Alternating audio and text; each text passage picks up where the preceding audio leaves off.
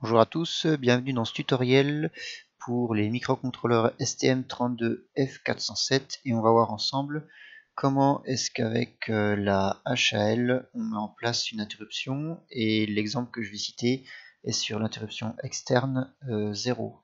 Alors pour ce tutoriel je vais utiliser la carte STM32 Discovery où l'interruption extérieure 0 est reliée à un bouton poussoir.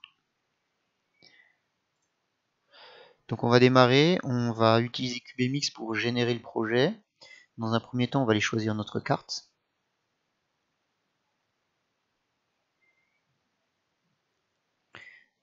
Donc on travaille avec la carte STM32F4 Discovery. On démarre un nouveau projet.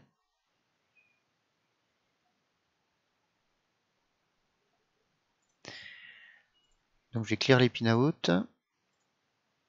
Je vais mettre le strict nécessaire pour pouvoir travailler, à savoir le mode de debug. Je vais configurer l'oscillateur externe, le quartz de 8 MHz. Et ensuite, je vais utiliser l'entrée PA0 qui est relié au bouton poussoir bleu de la carte STM32F4 Discovery. Et ici, je vais choisir GPIO EXTI comme External Interrupt 0, puisque c'est son numéro attribué. Donc je la mets dans ce mode-là, et pour les besoins de la démonstration, je vais faire clignoter une LED. Je vais utiliser la LED verte de la carte qui est sur PD12, donc je vais choisir une sortie numérique. Alors, lorsque vous faites ça, les GPIO vont être correctement configurés. Néanmoins, comme ici on utilise une interruption, on va devoir également configurer le Nested Vectors Interrupt Controller. Ici, donc je clique sur NVIC. Je vois ici toutes les interruptions non masquables qui sont de base, et je vais rajouter l'interruption sur la ligne extérieure de la ligne 0. Donc je coche dessus, et ici je peux lui donner une priorité et une sous-priorité.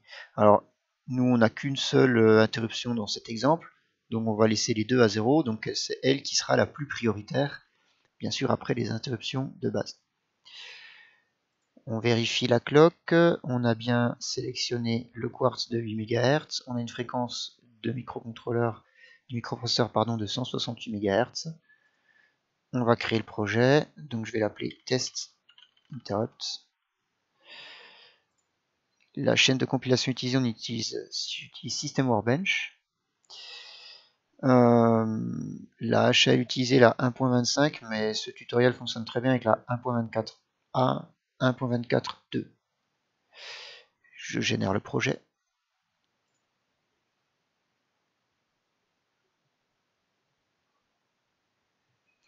Le projet est généré, je vais l'ouvrir sous System Workbench.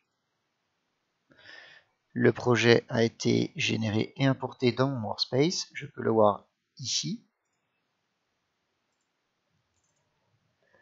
Donc dans le fichier main, je vais retrouver les deux fonctions que j'ai demandées dans STM32F4, à savoir la configuration des horloges, qui est là, et la deuxième fonction, c'est la configuration des pins. Donc j'ai deux pins, une pin sur le port D, qui est la pin 12, qui est la LED verte, elle est donc bien configurée en sortie push-pull, et une autre pin, qui est la pin 0 du port A, qui est reliée au bouton poussoir, et qui est configurée comme une interruption.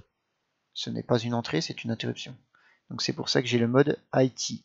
Et l'interruption va se déclencher sur un front montant, Rising Edge. Donc à chaque fois que j'appuie sur le bouton, ça va déclencher l'interruption.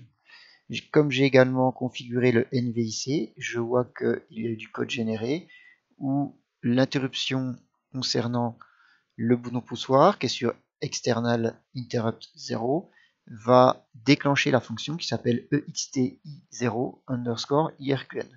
Alors où est cette fonction? Cette fonction n'est pas dans le fichier main, elle est, comme toutes les interruptions, dans le fichier STM32F4XX underscore IT pour interrupt. Donc je l'ouvre, et je vais aller tout en bas, et CubeMX m'a créé ma fonction d'interruption que voici. Alors cette fonction d'interruption va être déclenchée à chaque fois qu'on va appuyer sur le bouton poussoir. Donc dans cette fonction d'interruption, eh bien, je vais changer l'état de la LED. Donc je vais la faire clignoter. Donc pour ce faire, je vais utiliser la HAL. Donc pour aller récupérer la fonction qui va inverser l'état d'une LED, je vais dans la librairie HAL et je vais ouvrir le fichier HAL GPIO puisque ma LED est une GPIO. Et je vois toutes les fonctions qui sont ici et celle qui m'intéresse c'est la fonction toggle. Voilà, donc je vais utiliser cette fonction. Je la copie. Je la colle ici. Donc cette fonction prend deux paramètres. Le premier paramètre c'est le port du GPIO. Donc nous on a configuré la LED GPIO PD12. Donc elle est sur le port D et c'est la LED GPIO pin 12. Voilà. Donc à chaque fois que je vais déclencher cette interruption, ça va inverser la sortie GPIO, la pin 12, donc PD12, donc si elle est à 1, elle passe à 0, si elle est à 0, elle passe à 1. Dans mon fichier principal, dans ma fonction main, je fais mes initialisations, donc initialisation de la HAL, initialisation des différentes clocks, initialisation de ma sortie PD12 et de mon entrée en interruption PA0 du NVIC. Et ensuite, je vais dans une boucle while 1 où je ne fais absolument rien. Je compile.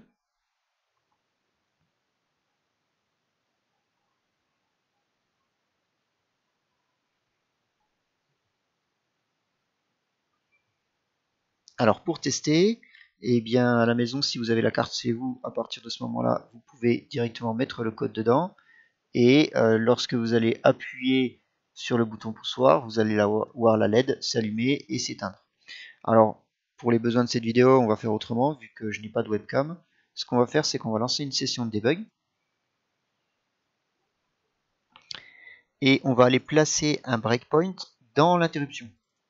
Donc, si lorsque je vais appuyer sur le bouton poussoir, je vais vérifier que je passe sur ce breakpoint. Donc je lance le programme. Et là, si j'appuie sur le bouton poussoir, je vois que je suis bien arrivé dans ma fonction d'interruption. Je peux relancer. Tant que je n'appuie pas, le programme tourne. Il est bloqué dans le main, la boucle infinie du main. Si je rappuie, j'arrive bien dans ma fonction d'interruption. Voilà, ce tutoriel vous a montré comment est-ce qu'on met en place une interruption en utilisant STMQBMX avec la HAL et le Nested Vector Interrupt Controller.